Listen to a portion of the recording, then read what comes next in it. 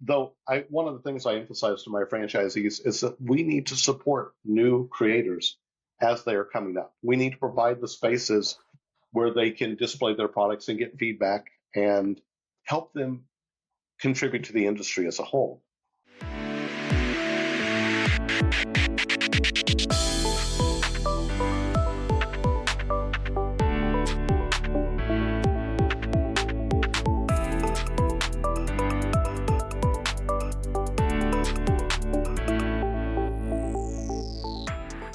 Hi, my name is Adam Freeman. This is Comic Industry Insiders, a weekly podcast where I get the best job. I get to talk to the people who make comics happen, make the comics industry happen, who shape how we make and distribute and sell the comic books that we all love. And this week is no exception. Our guest this week is David Wheeler of Dragon's Lair. Why could I not remember that for a second? You know what? We're going to keep this take. I'm saying it. I paused there to say Dragon's Lair. It's been a day. David is a seasoned retailer who transformed a single campus comic shop into a thriving franchise. With a strong focus on community engagement, customer-driven inventory, and franchise support systems, he's built a brand that is as much about the people and the culture as it is about the comics and the games. And you can hear when David talks, you can hear the passion that he has for both of those things. He is just equally as much about the people as he is about the product they're selling and the business that they built around it. His values of inclusiveness and empowerment and connection continue shaping Dragon's Lair's growing presence across Texas and into Ohio. Personally, I've known David to be a wonderfully gentle presence, and I've always learned something every time we talk. And this conversation was no different. Not only did we get to hear some of the details of what it takes to open a franchise, he gets really specific about some of the pricing and the challenges of opening a comic shop. And yeah, he actually also does some pole dancing tricks. I'm not kidding. You should hang out after the ad for this episode. I will tell you, David Wheeler is really a joy, and so I hope you enjoy this conversation as much as I did. All right, friends and neighbors, David Wheeler. Welcome to the show, David. Thank you very much. I'm rather humbled by your introduction. I'm David Wheeler, the founder and franchisor of Dragon's Lair Comics and Fantasy and Dragon's Lair LLC. And we are joined today by a very special guest because I can't keep him out of the frame, Little John. So Little John knows that he's the star. He knows that there's no question in Little John's mind that he is the reason we're all here, I'm sure. Well, before we get into Dragon's Lair and its history and the kind of secret sauce behind it, I want to dig a little bit into David and how a man of your, let's say, age. I know you're still young, but you have remained the entire time I've known you incredibly physically fit. Can we talk a minute about your many hobbies and interests and perhaps how you keep that fit? Just for a moment, I want to give people the sauce of David, if you will. All right. Well, about 35, when I was 35, I decided I should go ahead and start being more physically fit because I want to be physically active and enjoy my life all the way through as long as I have my life. When I turned about 49, 50, I began dancing. For those of you who are taking in the audio podcast, David just pulled back his chair to show the pole that is in his office, living room, I'm assuming, and it's literally mounted right in the middle of this room. Yeah. And, all right, pardon me just for a second. I don't know if this is off script or not. Oh, my gosh, yes! Okay, I'm going to narrate. He is he's flipped upside down on the pole. Bravo. Oh, there's no way. You know what? I'm also in my 50s, and I will say in my 40s, I fell in love with yoga. And on many ways, it's like transformed so much about my life. But there's no way I could just grab and flip myself over on that pole right now. My goodness, man. Goodness, good for you. I am a pole dancer, pole dance instructor, and pole dance performer.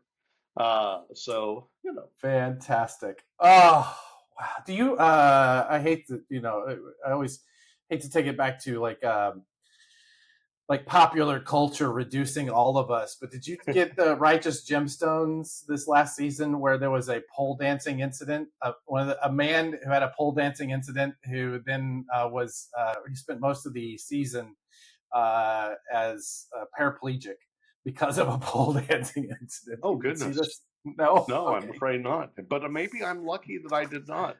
Maybe so. I'm sure it'd be like, anytime you see somebody who has like comics or comic and comic shop or whatever on their movie or TV, those of us who know are like, oh, that's not right. That can't be right. Yeah. Anyway, all right. Well, thank you for that. I wasn't expecting a trick, but it was All right. exactly what we were hoping for. What do you call that?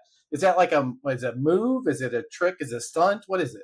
It's a move called butterfly. Butterfly. Yeah, and I Okay. am fortunate enough to have trained for 10 years. I'm just about almost 61 now, Oh, so God. it's fairly easy for me to jump into that, handspring into it. Uh, What caused? I mean, yeah. it's not a common thing for men in their 50s to take up pole dancing, although you almost have me convinced. What caused it, and like how did it stick with you? Like what's the thing that drew you back in? Into pole dancing? Yeah. Um, I can't really say. I felt like, actually, what I do remember is that I wanted to learn how to do silks. Uh, Okay. and I incorrectly assumed that if I started with pole dancing, because there's a fixed pole, those Yeah. skills would translate. And turned out that I just started doing pole and loved the community, which Yeah. is very accepting, and Wonderful. never turned back. I have done silks once or twice, but completely different muscles or somewhat different muscles necessary, and also more fabric burn. So, Ooh. Hmm. Yeah. Okay. All so right. Well, we'll leave that one to the imagination. All right. Well, very good. Well, let's take David back. You now have how many stores is Dragon's Lair throughout the chain? we have 6 stores that are open. I'm working with a seventh franchisee right now, and I just got back from the Origins convention, Mm-hmm. and am going to be speaking with several people that I met there about opening more stores. Incredible. 5 of the stores are in Texas and one in Columbus, Ohio. How many of those do you as own? Does your corporate structure own, and how many are franchisees? All of them are franchisees. I do not Really, own any stores. Yeah, you don't own any stores. correct. All right, we are definitely going to dig into that. I want to learn a lot more about that. But let's start with the beginning. So, what inspired you? Now, according to my research, 1986 is when Dragon's Lair was formed. Talk to me about before 1986. What draws you up to that moment? In 1982, well, okay, let me step back a bit. When I was going to elementary school at St. Bernard's, Okay. when I would walk home, I would walk by a version of Big D Comics or Big D Comics and books, and I would just volunteer and help out there. And I Mm-hmm. did that through my high school years. When I got to college, I had a terrible crush on someone who I saw for the first time at Doctor Who. They had come from a costume contest where they had dressed up like Leela, and we became friends. She got a job at a comic book store called Capital City Comics, and I got a job at the same comic book store. That store closed, and a friend of ours opened Phoenix Comics, and we both worked there. And that store closed. And at that point, I kind of felt obligated to open a new store, Dragon's Lair, Comics and Fantasy. I remember Okay. walking up to my friend Mandy in the library, tapping her on the shoulder, startling her, of course. She turned around. I said, how much do you think it would cost to open a comic and game store? Then turning around and walking away before she could answer, just to imagine the gobsmacked look. And I opened on $17,000. My mother loaned me that money, and I did this while still going to the University of Texas at Austin, which is a bad idea because my grades certainly suffered from trying to run a comic store at the same time as taking classes. I am certain. No, I cannot imagine that would be ideal for either your classwork or your store, right? That's Um, correct. yeah. It really started to do much better once I left college. Uh, yeah, What was your major at college? history and archaeological studies was my minor, Okay. and I decided at that point I had only planned to own the store for 5 years until I got out of college. Looking at my job prospects, I realized that with my degree, I could get a job anywhere: food stores, convenience stores, pretty much anywhere I put my mind to it, I could find a place. And I decided to stick with the comics and games business instead. I have no doubt. I have no doubt. You always, there's always money in the banana stand. That is incredible. Yeah. So you're what, 22, 23, something like that? Am I getting that right? Yeah, Was there any 22. sort of entrepreneurial like background for you? Was your family, did you come from that? Or like where's that come from? No Not really. idea. No. Fascinating. You just got it in your head. There's got to be a comic book store here in Austin, and and it's going to be me. At the time, there was only one other comic book store Mm-hmm. that I was aware of, Austin Books, and Yeah, which at the Brad. time was not owned by Brad. That was predated Brad. Gotcha. Gotcha. Uh, Gotcha. but yeah, I felt that it was good to have another alternative. So I got you. Well, I mean, 1986 was like such a banner year for Normally, my mm, set here, I usually have Watchmen and Dark Knight Returns display that was in comic shops during that period. I mean, that year was just a watershed year for like people taking comics seriously, right? I mean, you had those two books, you had Mouse, you had like they were legitimate movement towards like product that would bring people who weren't just those of us who were nuts for this stuff, right? It would actually bring in a general audience. So how were those early days? fortunately for me, I was able to build on the subscribers that the preceding two stores had. Mm-hmm. So I was able to start relatively strong. And there was a lot of interest in comics at that time and has continued on through today. That's awesome. Well, that's really really wonderful. So when you think about looking back on that period, what were the kind of any early lessons that like really have built what you have now, or that you refer back to? Is there anything there? Certainly, that regardless of how much you might want to carry a specific product line, if the uh, people do not want it, it's not going to do well. I Right. really wanted to be a science fiction and fantasy bookstore as well as a comic book and game store. And unfortunately, I was not able to get traction there. We had some great signings of wild cards with from the wild card series. We had some Mm-hmm. really great signings with the authors from those series at the store, but it just did not gain traction, unfortunately. Yeah, it's funny, especially during that period in the late '80s, early '90s. We've talked to a few different retailers, and myself included, like huge fans of that early sci-fi, and like you wanting to build like a bookstore around that, and it just not gaining traction. We've heard this before. I'm not surprised Mm. by that. It's a but it's got to be tough. It's got to be tough thinking you're going to be selling paperbacks and know that you just this is it. This is what you're doing. This comics and games. It's going to be it. So that period, when does that begin to think about a new location? Like, at what point does that store become? I need to do another store. Is the first second location is it or the first extra location? Is that you start with franchising, or where does that how's that process work for you? I opened my second store when Doug Strauss, the owner of Excalibur Comics in San Antonio, came to me because he wanted to move with his wife to Maryland. Um, and this was just before 9/11 happened. And I was able to negotiate to purchase that store. And even after 9/11 happened, with the uncertainty, I decided that I was going to carry through because, by golly, regardless of whatever uncertainty was going on, I was not going to change my plans because of an attack. Right. I don't mean to overemphasize that, but that was certainly in my mind because there was Sure. uncertainty at that point.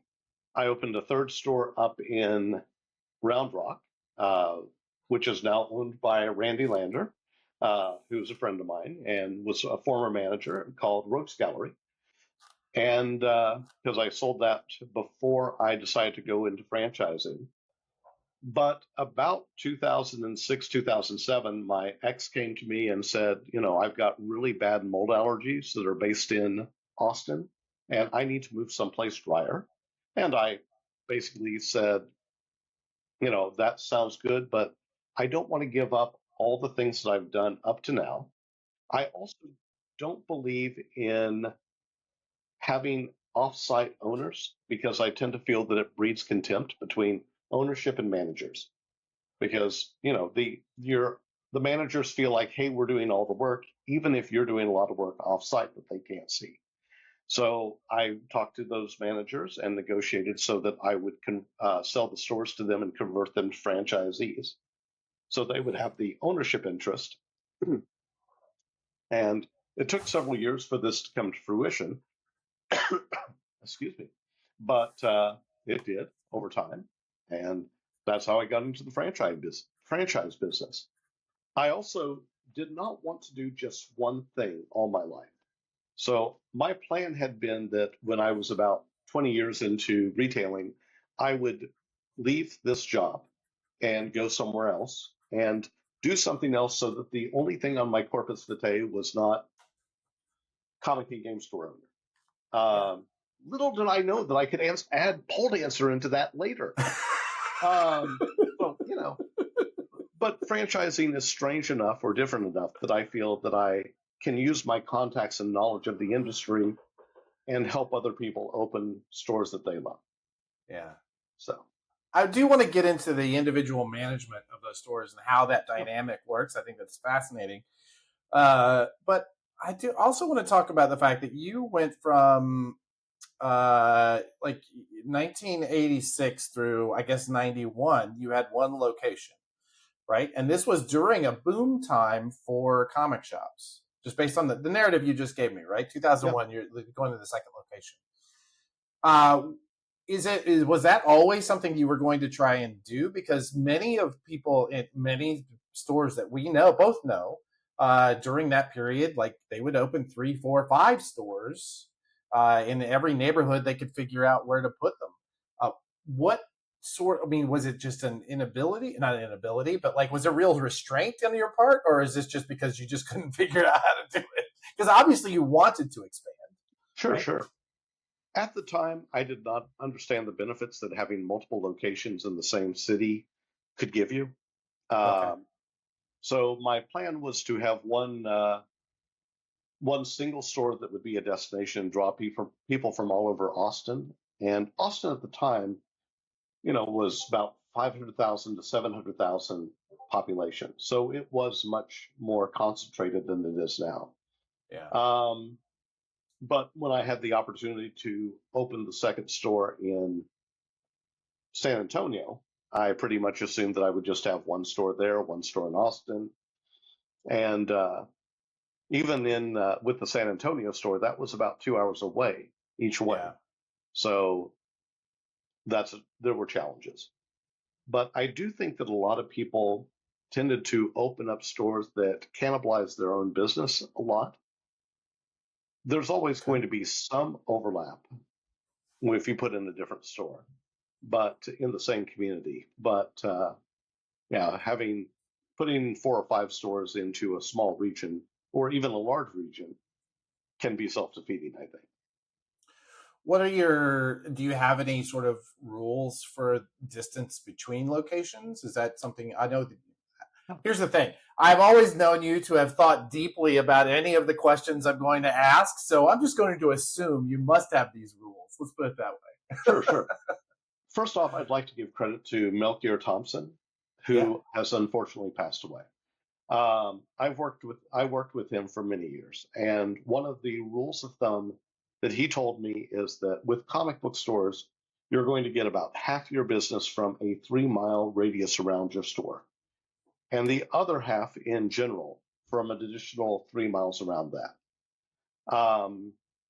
It's more of an amoeba than a circle because it's more about drive times and access than radius, but you get the point. Sure. For game stores, he taught me that it's about 3.5 and 7 miles. So game stores have a slightly larger draw. Accordingly, I put stores no more. Hypothetically, in the franchise agreement, I could put stores within 5 miles of one another. I have no intention to ever do that, unless Right. I become as popular as Starbucks, which I don't want to do. I'm not sure that's a good model to follow. Yeah. Um, but so about 10 miles is approximately is the closest I would put stores. So 10 miles. So they have 1 mile overlap in that Venn diagram of those 6 miles, right? Yeah. Correct. That Right. that little piece of a pie is overlapped, and it's more about drive time. For example, I have two stores in San Antonio, one at Alamo Ranch and one at Medical Center, and there's about 10 miles between the two, but it's about a 25 to 30 minute drive time between the two. So there's not Gotcha. a lot of business that they both share. So you set this model up of these franchises. Now, where do you live now currently? Where in the world I are you? I live in North Austin Okay. at this point, Okay. Northwest Austin. So, but I could do my job mainly from anywhere. Yeah. I Yeah. typically visit the Texas franchisees about once a month and my Columbus franchisee about once every 3 months physically. Let's talk about your like okay, so you begin this process. I'm assuming that the other three or four we haven't actually discussed went through that process as well. Is there a point where you realize, okay, this is my business? It's not necessarily, any of the other things that I'm interested in. This is what we're leaning into. Is there a tipping point where you realize, okay, this is working? Is it 3 stores in? Is it 4 stores in? Or are you just determined by store two? You're like, no, I'm gonna make this happen. Yeah, I never had any doubt on that. Um, for one thing, there was quite a bit of time when I had franchised the Austin store between it when I sold and franchised the San Antonio store that I owned. Mm-hmm. That I owned one store and was franchising, but I was still working to reach out to new people to open new stores. Robert and Christine in Houston and Raul and Estrella in San Antonio, Mm-hmm. and the other stores that I have currently. So each of those stores is individually owned. Correct. There's nobody who owns more than one of those stores. Not yet. Okay. And each of those owners works inside the store at that time because you were talking earlier about. I'm just curious to know if that's like a standard. Yes, I prefer to have owners operate the stores as well. Yeah. Um, Phil in Columbus is a bit of an exception in that he still has his regular 40-hour a week plus job and also runs the store, but also Okay. is having a heck of a good time doing that. If you're going to work 2 jobs, you should enjoy them. That's 100%. All right, so let's talk. I want to get into some of the operations for how that works, but before we do that, I want to talk about how you evaluate stores specifically. Like when you're talking to, I guess, before we get into that, I guess the bigger question is: any of those six were they stores before they switched over, or did they come to you before they opened? Besides the two stores that I had previously owned, the Austin and San Antonio Medical Center, Mm-hmm. they were potential franchisees who approached me and Gotcha. who I evaluated. Now that I have multiple franchisees, I always make sure that I evaluate any potential new franchisee by also spending some time with an existing franchisee.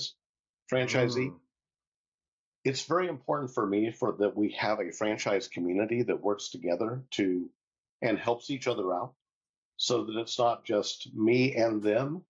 Uh, right. yeah, It's because not flat. It's it's a group. Yeah, I can see yeah, that. So talk about that evaluation then. Someone approaches you. What does that process look like? generally it's I have about 150 calls, I would say, or discussions before I have a new franchisee. Uh, in the franchise business, the average is about 100 interactions per franchise, but a Wow. lot of people step back as soon as I tell them that I expect them at currently to have between 309 to $429,000 to open a store. About two-thirds of which is going to go into the store getting the store open, and the other third into or more into operating capital. I just want to double tap on that number. You said 309,000, or between 309,000 and 429,000. Is that what you said? That is correct. Wow. Okay. I expect. Tell me if I'm running on. No. No, keep please. Honestly, this show is about running on. We live in the Oh, I weeds. could do that. Let's get in. First off, I'm going to refer you to the FAQ that I have on my franchise page, Sure. dlair.net. But I expect a new store owner to put in about $60,000 to $80,000 wholesale into initial inventory. Okay. We work with the new franchisees. So I'm sorry that you can see Little John hair floating through the screen as we talk, but It's that's the just getting danger little of hairs. living with a long hair cat. It's everywhere. Why did I choose a black shirt? Mysteries abound. Uh, so Sure. 60, 80,000 of initial inventory. I'm expecting people to probably have between 25 to $40,000 in fixtures, for example. Um, there are a lot of different costs that come into opening a store. One of the biggest ones is that if you're going to build out a store, just to give people sticker shock, the landlord, we can usually negotiate tenant improvements with the landlord, and we have negotiated up to $35 per square foot before for Ooh. tenant improvements. However, generally, you have to pay the contractors before the landlord reimburses you. Right. So can be up to $105,000 in tenant improvements that or so that you might end up or more. I'm not. These numbers should not be taken as indications of what you will actually spend. Um, boilerplate. I saw the little asterisk that came up as you were saying it. Yeah, a little footnote. Yeah, 100%. Yeah. There you go. So there are quite a few costs involved. Sure. 100%. Yeah. That's that. So of that, so you said that of that 309 to 429, only 65 or so is inventory. Is that what 60 that? to 60 to 80,000. Yes. Wow. My Yeah. goodness. Yeah. All right. That is the number that it takes to become a Dragon's Lair store, That's correct. right? And I should emphasize that that's wholesale amounts. So I want a store to open up with between 120 to $160,000. Since most of our products are approximately Keystone, I want Yeah. them to have that amount of product on the shelves so that new customers will have things to be excited about and to be Mm-hmm. able to find things that they want when they come into their stores. I know that there have been plenty of stores. I mean, for you, you said Yeah. you started with 17 grand and you built this out, right? That's a big difference. Yes. But it also took me years to get traction to where I was really Yeah, anything near profitable. It sure. helps when you have low expectations and you're going to university at the same time and are honestly living in the back of the store. We've had a couple of different people on the show who talked a lot about the years where they're. One of my favorite stories is it Charles? Oh, I can't remember Charles' last name. Where lives the nerd store in Utah. They he talks about they opened a mall store and he lived in that store for like a year. And like his big upgrade was when he got to eat something other than ramen for dinner. I mean, that was there's a reason that you're saying if you want to build from a comfortable place, you have to have a comfortable, built. That's wonderful. So when you are looking at these stores now, Yeah. obviously you're constantly monitoring their sales. What are the metrics that make a healthy store that is performing?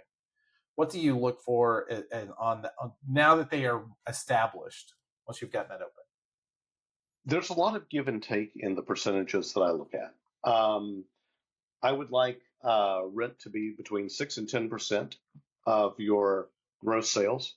So I want stores my rule of thumb is that if you're going to expand, you need to expect that you're going to make 10 times the cost of your rent for the expansion. So, if your rent goes up by $1,000, I'm hoping that you're going to bring in an additional $10,000 to justify that right? per month. So I look a lot of the fixed costs are rent and employee costs. And you're going to have give and take depending on whether or not, for example, you get a higher cost location that's going to bring you in more customers or not. I'm very much a firm believer of location as advertising. Mm, So while some stores will decide to go into lower rent areas because they consider themselves destination stores, I want to be in locations that are easy for customers to find and get into and come shop at. mm-hmm. So one of the things I look at when I'm evaluating the location is actually what side of the road a store is located on. You want to be on the side of the road where people are traveling back home from work rather than where people are going out to work. Because if you think about it, very few people visit a comic and game store at 8 a.m. in the morning or as they're rushing to work. But when they're on the way back home, Yeah, they're more likely to stop and let traffic die or just want to unwind at your store. yeah. So, That's incredible. That right there. That's the winner. Um, you said something about location as advertising, and this is not the first time we've heard that. We heard from Phil Boyle, who likes to say mm, that advertising and rent are on the same budget line. yeah, So if you choose something that's a destination store, you have to be advertising. yeah. If you choose to be in their face, you don't have to advertise as much, right? Which is it's a fascinating little algo that he has I, built. I would tend to say that if you have a destination store, you have to spend more money. I would still want you to spend about the same amount of money regardless, because marketing and advertising is how you bring in new customers. Sure. Uh, but yeah, if you're hidden away in a niche somewhere in a warehouse district, you'd better spend a lot of money on advertising. Yeah, this is very true. I will say one of my favorite examples is Third Eye Comics in Annapolis, Maryland. They have this massive store that is in an industrial center, Huh. but it is incredible. It's an incredible location. I love that store. So yeah, 100%. I see that. All right, well, let's talk about product. Your stores, do you generally give them sort of guidelines on how to stock them to begin with? And I assume those product mixes shift over time, right? The way I tend to help a new store buy product is to look at what existing stores sell. Each month, each of the existing stores provides me with what they've sold that last month. We put that into a big spreadsheet, share it with all the franchisees so that they can get ideas of what to bring in that they might not have thought of. Mm-hmm. And then when I'm opening up a new store, I will use those lists to help them stock. And I tend to look at stores, get the average of what sells in each department. So, departments being things like comic books, graphic novels, manga, board games, collectible card games, etc. Excuse me. I'll apply a percentage to that $60,000 to $80,000 by department, and then reserve 10% for whatever the store owners are enthusiastic about, on the theory that what you love is what you're going to sell, because we are our best proselytizers. As a matter of fact, going back to what I look for in the franchisee is able to engage with customers in a very positive way. If you are a person who does not get excited and cannot convey the excitement that you feel to the people who visit your store, it's going to be very hard for you to sell products. In some ways, our stores are, and I mean this in a good way, personality cults. People tend to identify with the store ownership, and if you cannot build those connections with your customers, you're not going to do particularly well. We're also all about community. One of the things that I the cat hair is really, yes, it is it's airborne. Yes. You know, we build communities. Yeah. That's what our stores are all about. And if you cannot be passionate about what you love and the people that you have come into your stores, it's going to be very hard to build those communities. Sure. So. Yeah, I can definitely see that. And I will say that, we've had a lot of discussions on the show about how, seemingly somewhere in the neighborhood of 50 to even 70% of a store's sales, if they go out of business, they don't get absorbed elsewhere, right? Because the people that were shopping there were fans of the store first, right? Before they were fans of comics or games or toys or whatever, they were fans of that experience and going to that store. Going We've back seen to this over there. Yeah. To my late friend Mel, and I don't know if you knew Mel as well. I interacted with him a little bit over email. I think I met him once at a convention, but Melchior Thompson was when I got it started doing consulting and such, people said, "Oh, you're the new Mel." I know that during the 80s and 90s, he really was the guy who was kind of the expert, and one of the first POS systems for comic shops. Comtrack. He developed. Comtrack. He developed. Yeah. Right. Which we used for many decades, and sometimes when things are going wrong, we still wish we were still on contract. What are you using now? Well, my stores are using an assortment. One store is using Comic Hub. No, I'm sorry. Two stores are now using Comic Hub, and we're moving in that direction. We still have 3 stores on Comic Suite, and one store is on a program called Binder Pass. Right. It's more of a gaming focused POS. Yeah. Correct. All right. So fascinating. To digress for 1 second, and I'm sorry to keep dragging us back. We are. I'm just remembering some things that I want to back up to. Anything. I also go ahead. One of the things I tell people, and I really believe in this industry, is this is a vocation as well as a job. I tell potential franchisees, if you are only concerned or mainly concerned about your return on investment, you should open an Auntie Annie's or a Wild Birds Unlimited, because you're going to do better. Yeah. I also tell people, if you only care about ROI, this is not the business for you anyway. Because if you don't love what you're doing here, with Auntie Annie's, you may have to deal with 100 different items, I'm guessing. With a comic and game store, you are dealing with at least 1,000 items every month that you're going to have to decide whether or not to bring into your store or not, and in what quantities. Yeah. So don't do it if you don't love it.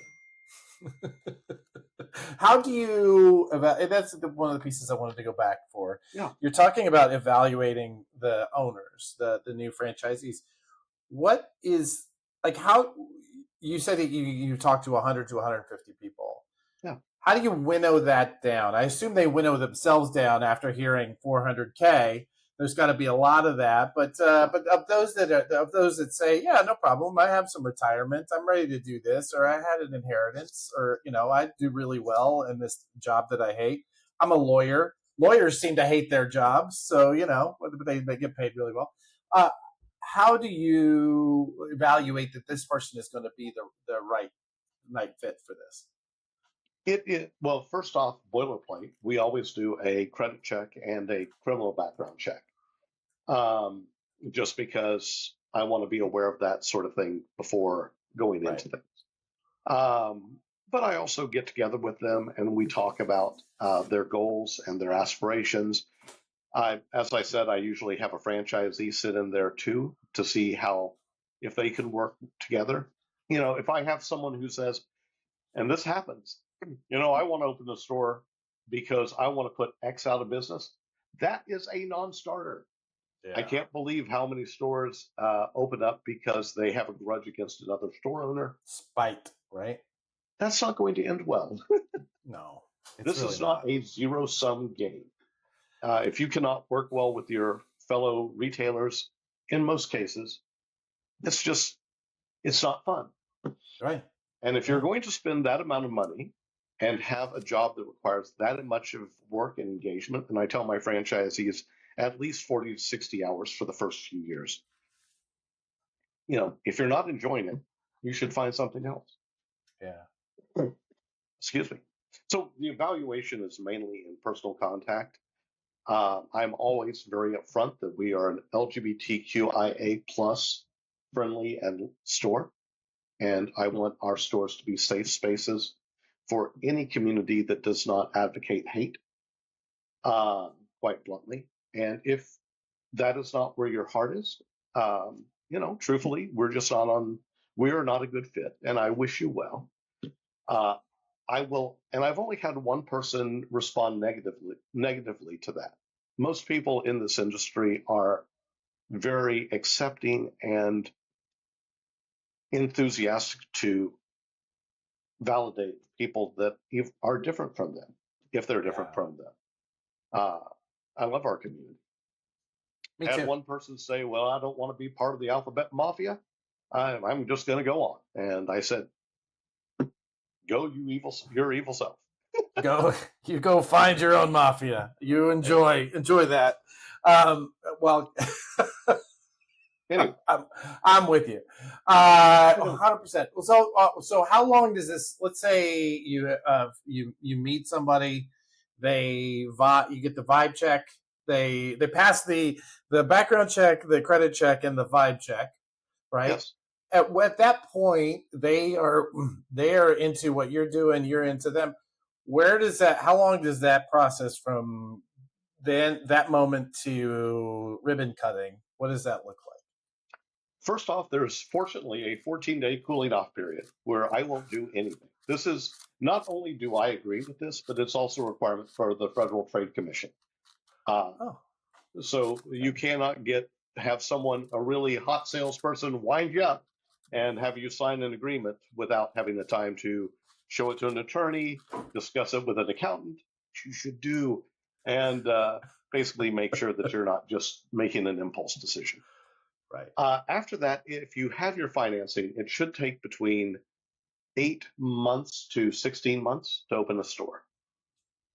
From 8 to 16 months. Correct. We Wow. had the Columbus store opened during the shutdown for the Mm-hmm. pandemic, and we actually negotiated from April through August to before we were able to sign a lease for Phil. So I've never had that happen before, but I have never had a lease negotiation go less than a month. So Well, I will say that, I mean, just the act of having somebody else in the room during a lease negotiation, I mean, that in and of itself is got to be a big value add. Like that might be almost the whole value prop to begin with. Like that's huge for a first time comics or any retail store owner. You know, what does when you go in and looking at a lease, what are the big red flags you're looking for? truthfully, one of the first things I look at is parking. When I look Okay. at a location, I want to make sure that there's enough parking because the game store portion of our business has a lot of people come over to play games. and Right. play Magic the Gathering or other board games. Role playing. I'm sorry. Magic the Gathering, other CCGs or TCGs, a lot of board games, and a lot of role playing games. Yeah. So I want to make sure there's sufficient parking because some comic books have been attacked in the past, even comic books like Elektra. Um, I will cut out anything that suggests that they can control what we sell. Uh, we within reason. No, actually, I'll just cut that out.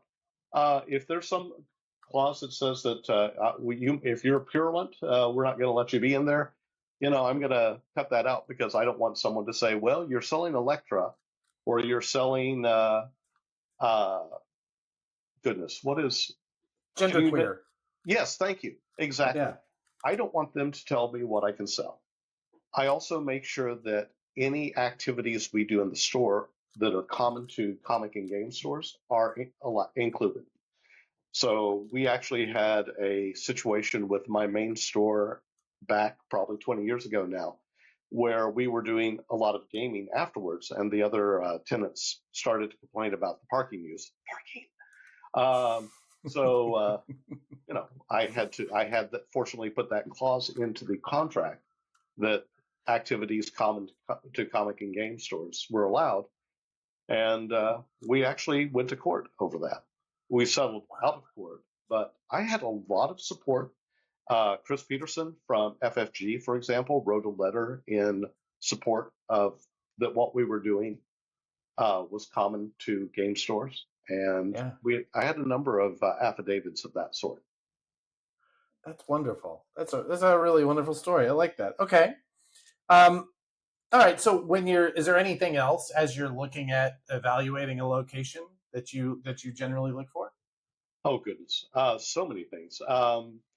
Where the signs are, I want to make sure that signage can be seen from the road. I want to make sure that there are easy ways for people to turn into the store from all directions. Mm-hmm. Yeah, and I want to make sure that it's a well trafficked and easy to get to road. I like the areas that the main store is in Austin right now because it's between Mopac and I-35. So anyone going on either of those roads can dip over to the Austin store. And one of the things that I offer and require is location acceptance. Um, I try to make sure, even if the place that someone comes to me with is the perfect space, I'm going to want to evaluate other potential locations.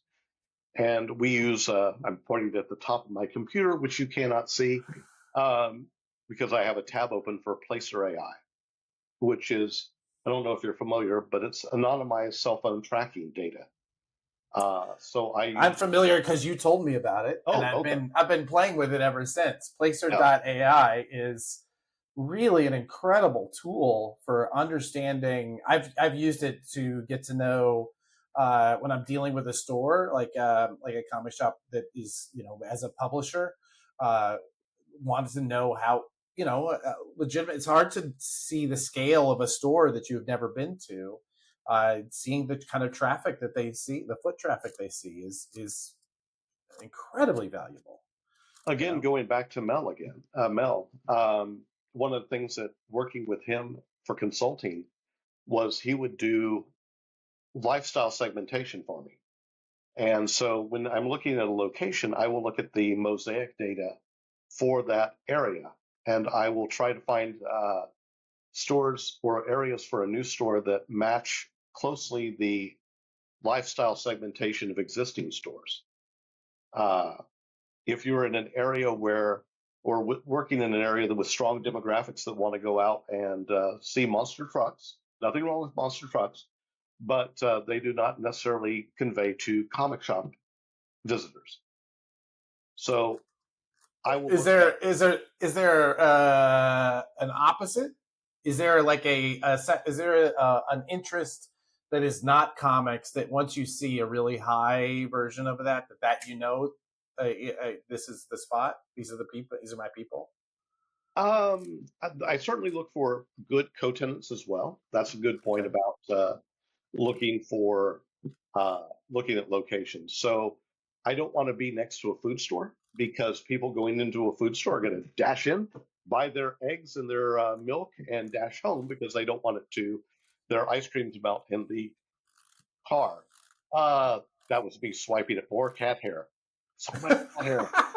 Uh, so that's not a good co-tenant. A Lego Yeah. store or a brick store is a good co-tenant. Oh, interesting. So Okay. yeah, Yeah. yeah. Awesome. That's incredible. Well, that's wonderful. All right, so let's talk about sort of the you've talked a lot about the ongoing conversation with stores as they. It sounds to me like you're very much engaged in that.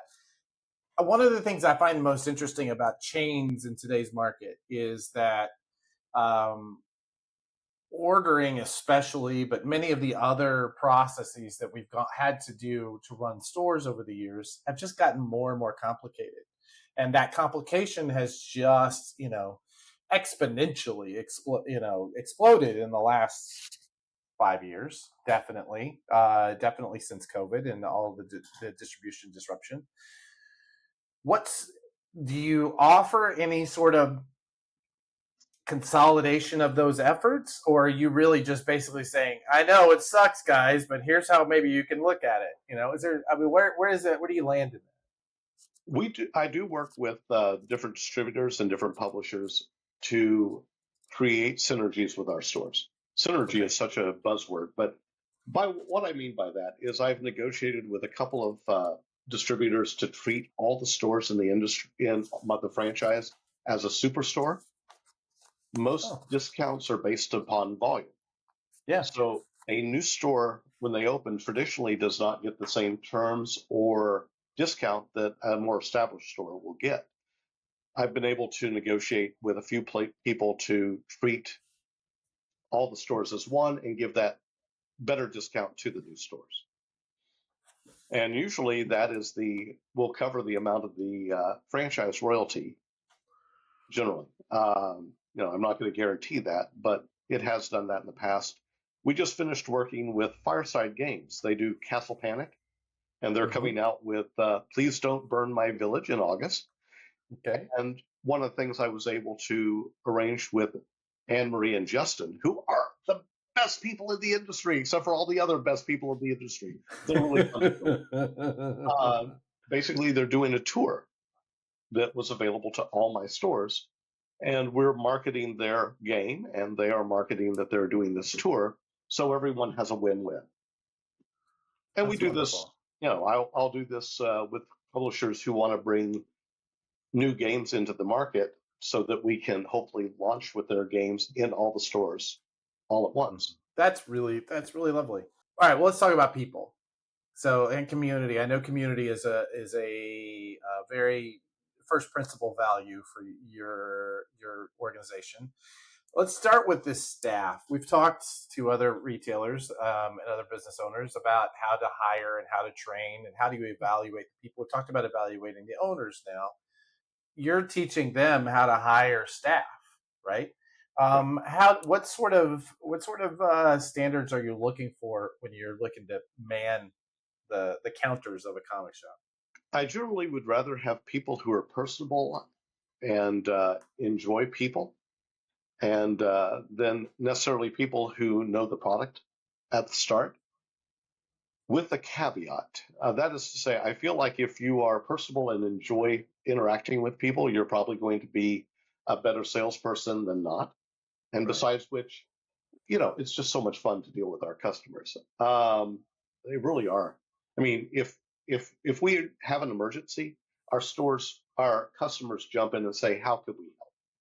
Yeah. When we need to move stores from place to place, they tend to jump in and say, "Can I carry a box?" Um, I mean, really, this happens. I've been there. I've still have as a retailer. I made lifelong friends of people who would just show up to volunteer for events or helped us move or helped us do construction or any of those things. And there's still people in my life today. 15 years since I ran the store. You Yeah. know, yeah, One of the 100%. reasons I have a social life is because my customers basically said, David, there were about 8 people who gathered at the store on a regular basis, and they started saying, "Hey, David, we're going to go out to eat. You want to join us? You mean leave all this and stop working 24/7?" Yes, I'll go. And we would go out to eat every week. Yeah. So you know, um, my caveat earlier is that we sell so many different types of products that it is impossible for a store owner to be an expert in everything. Right. So if you are a games aficionado and comics is in our name, with a caveat, another caveat, um, you need to hire for the expertise that you don't have. Yeah. And you want to make sure that someone you hire is not a category snob. That is to Okay. say, if someone is really invested in comics, you don't want them to basically tell people you shouldn't buy games. What are games? There's an icky. You should be following the true way of comic books. Um, so we do. I would avoid people who tend to uh, go extreme on any single product type. Right. We, No, that makes sense. one of our questions is also about what if one of your customers likes a comic book that you don't like? How are you going to deal with it? Uh, because comic books appeal to different people, and we train that you may not push you. I would never want you to push a comic book that you don't like. It would be false and fake and break the trust that we have with our customers. But I also don't want you to diss. I don't want you to diss something that someone else enjoys. That completely tracks. I can definitely see that. Well, then let's also talk about the fact that your stores are in what have been typically I'm trying to figure out how to word this diplomatically. Let's say very conservative spaces. As somebody who grew up in Texas, right? I can tell you it's a very conservative state generally. Austin itself has gotten weirder over the years, and I love that about it. But Texas in general is a very conservative place. Ohio is an incredibly conservative place. You have talked about how your stores are antithetical to the to anybody who doesn't like the alphabet mafia. What can you talk about uh, how do you communicate that with your staff, right? The people that are on the front lines. How do they? What sort of training do they get, both for dealing with maybe people who disagree with that position, and also in being more inclusive with the kind of people who come in? Well, to be honest with you, most of the people in our community, I would say 98% of the people in our community are very accepting and very welcoming and very loving towards everyone. Yeah. So it really does not happen very often. Well, what I did train when I owned the stores and had employees, which I do not now, was that you are permitted to fire customers. If someone comes Okay. into your store and they are aggressive towards you in any way, I want you to be professional. I want you to be polite, but you have the right to say, "I'm sorry, but I'm afraid you're no longer welcome here. We thank you for your previous business. We need to ask you to leave now, please." Because, and I emphasized that with my employees, and I would say that probably happened 5 or 6 times over the course of the 29 years that I actually own stores. Yeah. We're in Dragon's Lair's 39th year currently. We turn 40 in 2026, so that's exciting. Um, but really, the opportunities to need to ask people to leave are very few and far between. But I'm perfectly happy for my employees to do, or was very happy for my employees to do so. And, you know, we dealt. That's wonderful. So, can we talk then about how those sorts of roles? How did that sort of play into the? Is there a business strategy overall? Would you say this comes from a more personal place, or is this like a it's just good business to be inclusive, right? And it's just bringing more people in is better than less people. Yeah, Yes. maybe Yeah. I assume you're agreeing with that. All right, so let's talk about generally.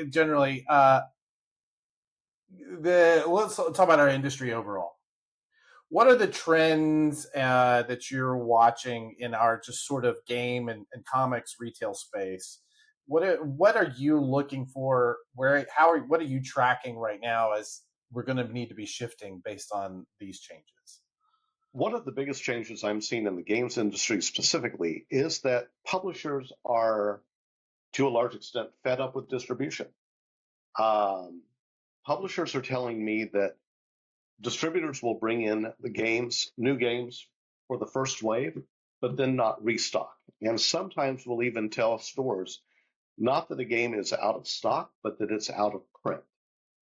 So, yeah, so essentially a publisher might have thousands of copies in their warehouse, and the distributors are just not reordering to restock.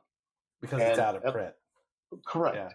And yeah, so, as you can imagine, this infuriates. Infuriates might be strong, but it's not. sure. Publishers. So publishers are offering very low free freight levels and superior discounts than what you can get in distribution. The downside is that you have to, instead of going to 4 or 5 or 6 different distributors, you now have to go to 40 plus different publishers to get those better discounts. Truthfully, I think everyone would like us to have a good, strong, robust distribution system because it's easier on everyone. I'd rather give up 2 points to not have to chase down things and if I could get the fill levels that I need, but that doesn't happen. So I think that's the big change in publishing. Um, and you, like I said, you do get a better discount because 15 to 20% of the price of a game is generally goes to distribution, Right. which is they deserve when they're doing it properly. Because that's a Yeah. lot of work for the smallest slice of the pie. In the comics industry, I'd say the biggest changes are, of course, related to Diamond and our unfortunate loss of really a benign monopoly. The monopoly. Hypothetically, you could still buy from publishers, so it wasn't a monopoly. But Sure. Diamond Comics really did act as the bank for a lot of stores, and really did do what they could to make sure that stores thrive. Um, so kudos to Steve Jeppy and his team for so many years. Here. Uh, and I'm very sorry that they have had the challenges that they have. All businesses end, right? Yeah. At some point, Amazon will die, right? At some point, IBM will be dead, right? All that basically, all of those things, all the big companies that we've relied on over the years, Apple at some point we go away. So it's obvious that at some point Diamond had to, but it is difficult to watch how it has gone. I agree with that. That's it's a tough way to go. Yeah. But yeah, it's interesting though to hear you talk about the challenges for the uh, gaming side for in distribution because we just it starts to feel like we're just the ugly cousins who can't seem to figure anything out. And it turns out everybody's having trouble. That's good to hear, I guess.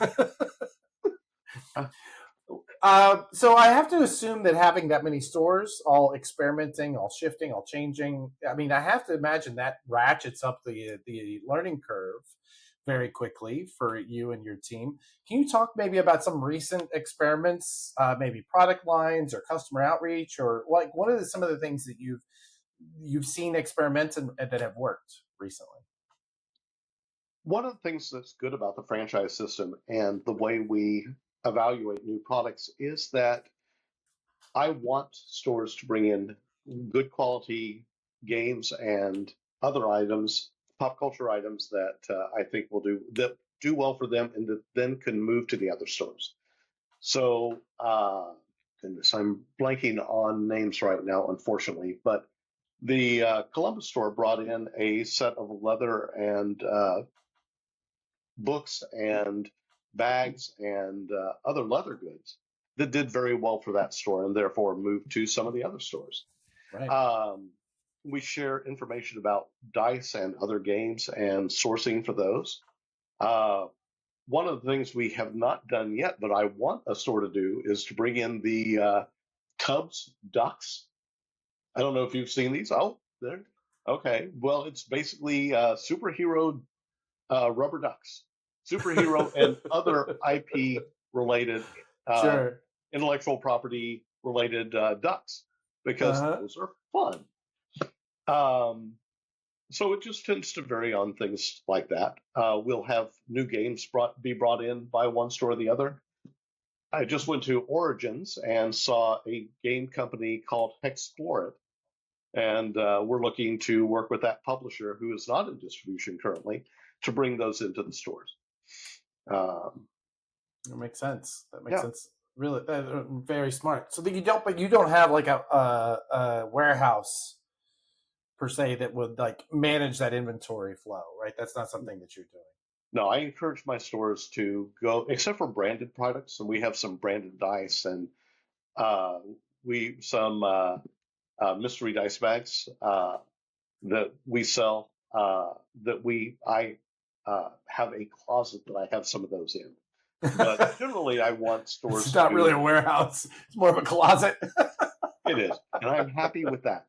Uh, while I know that I have the knowledge and could hire for the skills to run a distributor, a little sub distributor, I Yeah. don't want to do that. Oh, preach, my friend, preach. I during the period where Diamond was obvious what was happening, there was Yeah, I think it was like 6 different meetings I got pulled into of people saying, "Why don't you become a distributor?" And I'm like, "I know how. That's why I don't wanna." Like it's not fun being a right. distributor, and you're fighting over the tiniest, as you said, the tiniest piece of the pie comes to you, and it's the hardest bit. No, I don't want One of one of the interesting things that I have found is that how much work goes into publishing or manufacturing. You Sure. know, we're putting out the manufacturers are putting out this beautiful products that we have the privilege of selling. And Yeah. uh, though one of the things I emphasize to my franchisees is that we need to support new creators as they are coming up. We need to provide the spaces where they can display their products and get feedback and help them contribute to the industry as a whole. But there is a huge amount of work which is not fun that goes into bringing a dream to fruition. Yeah.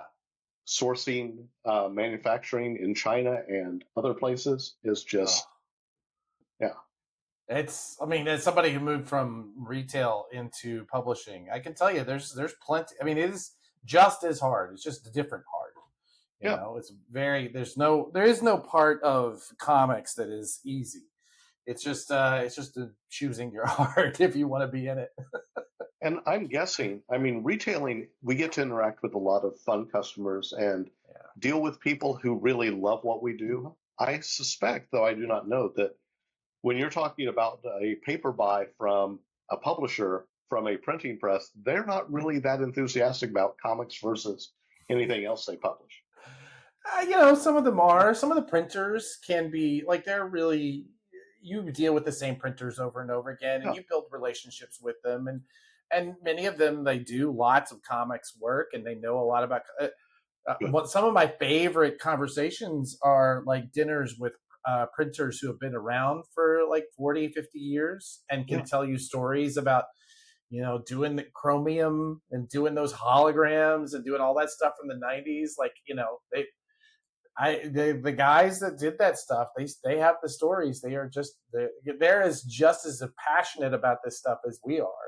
good. They just work on that side. But many of them are just they're either salespeople or they're engine runners. They just run, they're almost like mechanics, printers, because they just are just trying to keep this motor running, Right. So, so yeah, 100%. What would you say when you are, well, so you're looking at that, these stores you mentioned a couple of them are on Comic Hub, which I know has some online sales components because I worked with them. I know that there's I think there's some people in Comic Suite are doing the same. Uh, so I'm assuming there is some online sales there. Is that a big proportion of the sales for your stores? Not at all. Not at So all. how do you think about that competition between brick and mortar retailers and online retailers? I mean, I invoked Amazon earlier. They obviously are the first. I mean, I know some retailers who think my only competition is Amazon. So I'm curious where you fall down on this. I really discouraged people until the pandemic, my franchisees, from doing online sales. I had actually reserved online sales for the franchise, uh, primarily because I wanted to make sure that any online sales were treated in a professional and accurate way so that there would not be bad fallout. I know that Mm-hmm. for myself, except for a few customers who went into the army and moved away and still wanted to get games and comics from me, I did not do online sales. I also never wanted to be in the situation where let me say that I feel like most online sales are discount driven, and I never wanted to be in a situation where we had to discount online and we could not afford to in the store. Right. Right. So until the pandemic hit, I did not permit online sales. Once the pandemic hit, of course, that all changed. But I Yeah. also still put in requirements that we had oversight so that I could make sure that there was a good quality experience by anyone who was being serviced by us. One of the things that I thought would be an issue, which was not, was I was concerned that, with two stores in San Antonio, if one store was doing online sales, the other store would feel that they were being cut out. And I actually had ways of trying to build in, you can't sell to X people out of this area so that we could share the profits. The Right. store owners tell me, David, you're making this too complicated. Don't do it. So I stopped. Comic Hub, as you said, does have some potential to do online sales. And I'm now encouraging my franchisees to use the Comic Hub tools to bring in the entire PRH catalog, for example, Yeah. Penguin Random House catalog. Um, because why not have those additional sales? And with CCG singles, um, at least the Houston store is certainly doing online sales, and that's good as long as they're doing a good quality experience for the people who Right. order online. But I guess one part of our philosophy is that I want stores do not have a large profit margin, and I want us to be able to. I discourage discounting. I don't want us ever to be in a place where we're going to be discounting product because we can't afford to. It says a lot that you're able to consolidate. You said earlier that you're able to negotiate so that your stores are ordering at the same level as a other larger chains, right? So they're getting a much bigger, deeper discount already, and it says a lot that you're saying that we can't afford to discount, right? Yes. I would just want to double tap on that. Is that many stores think they have to discount, but no, yeah, I think it's John Kovalik. You can see my history degree coming back because I always want to give credit to my sources. I think it's John Kovalik who has a cartoon about discounting where a store owner is saying, talking about how they discount to get customers in, and someone's trying to tell him, no, you're going to go out of business. And he comes back and says, no, I should discount more to bring even more customers in. And just the other person just kind of head desking and move. yeah. You just go out of business faster. So One of my favorite quotes about that comes from a man named Seth Godin, who says that the problem with the race to the bottom is you might win. yeah, I agree. Yeah, Everything 100%. everything we sell in our stores can be purchased less expensively online, which is one reason why it's really important for us to provide a professional, friendly, community-driven experience in our stores. Because People come to us because they connect with us and want us to succeed, even if they're giving up 10 or 20% for the experience of coming into the stores. So Yeah. thank y'all. I think you're the only. You're the only. I'm going to take a hard left here and say I think you're the only franchise chain that I know of in our community, in our comics retail community. And obviously, you've had some success at it. What would you say is the hardest part about running this sort of network? Um, it has to be a surprise. Let me go ahead and say I believe that we're the only comics franchise. There are some very Okay. large chains and associations like Coliseum of Comics, which where you Yeah, mentioned plenty of earlier. chains. Yeah, 100%. Yeah. But we're the only franchise who does comics that I'm aware of. There is another game franchise, Game Castle, and Oh, okay. I always encourage any potential franchisee to look at Game Castle and compare them because we offer different things. And I want happy franchisees because they're more fun to deal with. Right. Yeah. So I have now lost your question. What was it again? What's the hardest part about this? Because there's, I mean, you're the only one who's doing it. I have to assume that it's occurred to other people, and there has to be some sort of reason. What is the friction that would keep somebody from who has, say, a successful store or a successful chain? Like, what was the friction that would keep them from doing that? Part of it would be simply the expense involved in writing good documents and learning how to run a franchise. We are overseen by the FTC, Federal Trade Commission. So that is a big thing to be aware of. If you mess up how you do this, you could end up going to jail. So I had an attorney, a very good franchise attorney, write up my documents. That costs probably $50,000 to $70,000 back in 2007. So I'm going to guess it would probably be $100,000 to $125,000 or more to do the Yeah. same work now.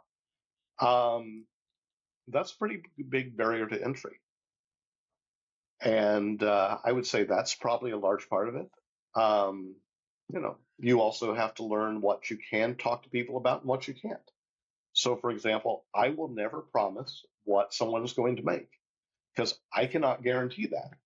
There's Right. no way I can guarantee that. So, for example, and that's one of, understandably, the first questions people want to know is, am I going to be able to survive doing this? Um, Dave Wallace used to talk about how different people in the games industry used to talk about how people open stores for different reasons. And one of the things that sort of dovetails into that, not predicting what people are going to make, is that a person who opens a store because they're ready to retire and want to enjoy this as a retirement opportunity, though I'm going to still keep them to the same standards, may not be as driven to seek higher profits as someone who is, this is their only job. And they don't have that to fall back on. So, people open stores for different reasons. I typically will not open a store in a population that's less than 80 to 100,000 people, simply because I think that's too small to support a Dragon's Lair. But I have donated many hours of work to help people who want to provide a community space that is comic and game related in their community, even if it's as small as 12,000 people. Right. Well, that's interesting. So you've already dealt with that. Because my next question really was about looking back on, let's say you meet 22-year-old David. There's some sort of time, occurrence.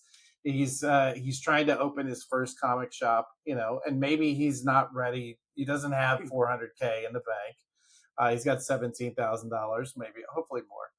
What pieces of advice do you give to that young David, that looper David who shows up wanting to own a comic shop? Take some business classes. Mm, you yeah. know, a lot of what I learned was basically by trial and error. So, truthfully though, if I had taken those business classes, I might not have opened up a store. I might have said, "Are you crazy? What am I doing? 17,000 shop." Um, and I also, just parenthetically, I had a very unique set of circumstances. I rented a house that had a store front attached to it, and that someone else was subletting as well for another business, a watch business. So I Uh-huh. lived in the back uh, in a house that the roof was bad, so when it rained, it poured inside the building. When they finally tore down the store and built a laundromat, people came up to me and said, "David, aren't you so sad that they tore down the house that you opened your business in?" I was saying, "No, it needed to go." You know, like anyway. Yeah, yeah. So what would I tell 22-year-old David? Probably, at that point it worked out fine. But I probably would have told myself to build up more capital, take some more classes in marketing and advertising, in Sure. accounting, just basic business classes. Uh, History teaches you a lot of things, and I am very glad that I have a degree in history because I feel like history teaches you how to think. Because you Mm, have to look at different events from so many different points of view and critically evaluate what people are bringing in your primary sources. What attitude do they have? Why are they posing something in this manner? What axes do they have to grind, and what unrealized expectations did they have when they were writing this material? right. Uh, so it has given me a lot of good critical thinking skills, but you know, didn't teach me much about advertising and marketing and promotions. So No doubt. I have no doubt. All right. Well, looking at law, you've seen the comics industry over the course of, you said, almost 40 years, right?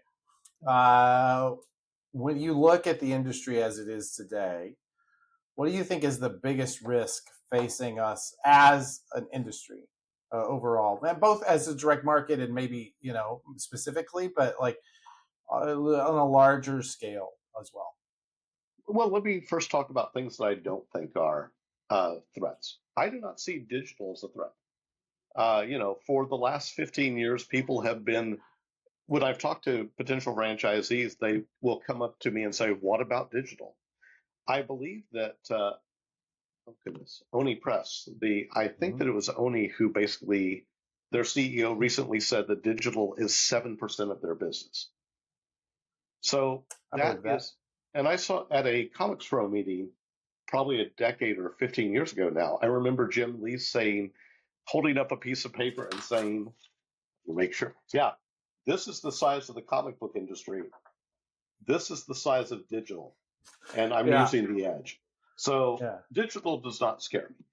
Um, and really, even with the tariffs that we're going through now, at the time that we're recording this, those are going to pass and yeah. normalize in 4 years, if not before. Um, I Three, hope. less than four, less than four. Thank goodness. Um, you know, I I think that the main challenge, the existential challenge to the comics industry and the games industry, is bringing in new people who love what we love. So it's making sure that people have a good experience with comics when they're young, doing outreach Sure. into schools and libraries. And, Yeah. you know, I am so, well, this sounds bad. I'm going to say it anyway, but I'll be circumspect in how I say it. I am so glad that many of my customers are having children, and so that I don't have to. And also, you know, sharing with them the love that they have of comics and games. Yeah. So, because it really is a great industry and it's hella great product. It is. It So, truly is. I will tell you, I've been moving. If you're on the video, you can yes. see all the boxes. This has been just a reminder that I stopped collecting, and this is what it looks like. But there's a reason for that. Is that there's so much joy in building it, and there's so much joy in selling it and communicating to other people about it. It's yeah, exactly, that big old bookshelf that tells you. Yeah. Archives and omnibuses and all the Bloom County books there, and Yeah, yeah. love What it. you can't see is that I have lots of games and more games in other rooms because, I love this stuff too. And it's such a privilege to work with the people who are creators in our industry. I love going to Comics Pro because we get to interact with people like Chip Zdarsky and other publishers on a face-to-face basis. 100%. Yeah, it's a small community, but it's vast. It definitely contains multitudes, and I think that we're all lucky to have so many different voices, including yours. Oh, thank you. And so I really do appreciate you making the time today. I feel like we're at least cycling in on a landing here. Was there anything that we wanted to talk about today that we didn't hit? I would say that one of the let me also no, I think I'll just leave it at that. Well, What I was going to say is that I am privileged to work with someone from my high school for a 501c3 that sends games and comics or game to Ukraine. So I would like to mention games and comics for Ukraine. We were able to get comics and games and magazines to 450 different schools and libraries in Ukraine last year, and wonderful. we're waiting until summer's over and schools start to get back into the swing of things before we pursue doing more of that. How can people find out more about you, David? How can they find out more about Dragon's Lair and and go through the process of having all of their illusions completely busted by you? I would say go to www.dlair.net. That's Delta Lima Alpha Indigo Romeo.net. And there's a place to click to find out about franchising. You also will see an FAQ that lists gross income for the various stores over the past few years. So you Oh can wow, evaluate that. It shows cool. highs, lows, and medians for any store that's been in existence for more than a year. And That's an incredible resource. You're listing that. That's awesome. I oh didn't well, realize that. I Yeah, mean, people want to know what yeah. stores are going to gross. So it's item 19 or article 19 of the franchise disclosure document.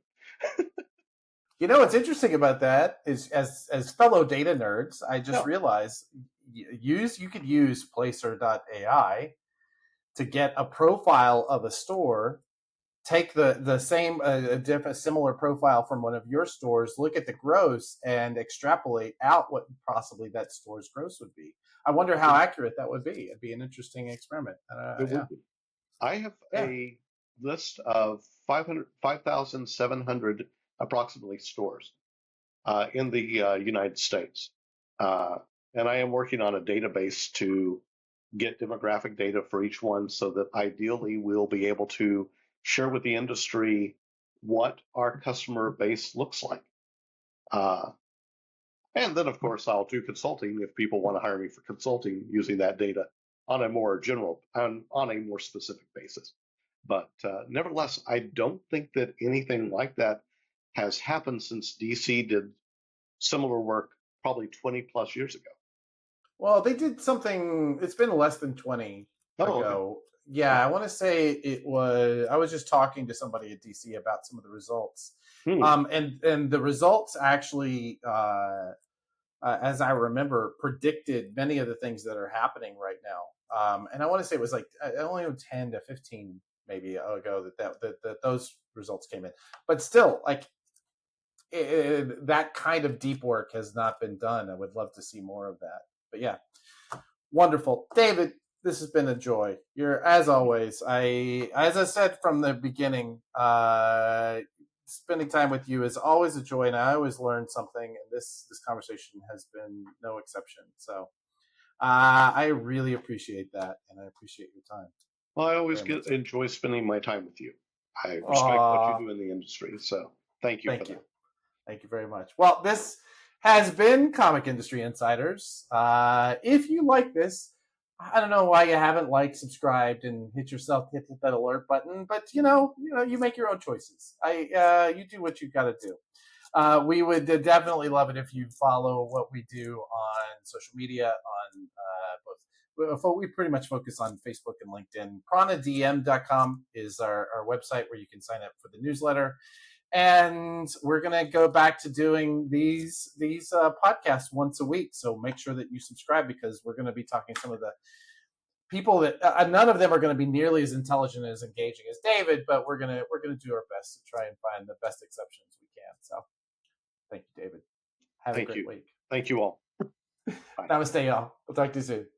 Heart and soul. Do do do do do do do do do do do do. Alexa, turn off.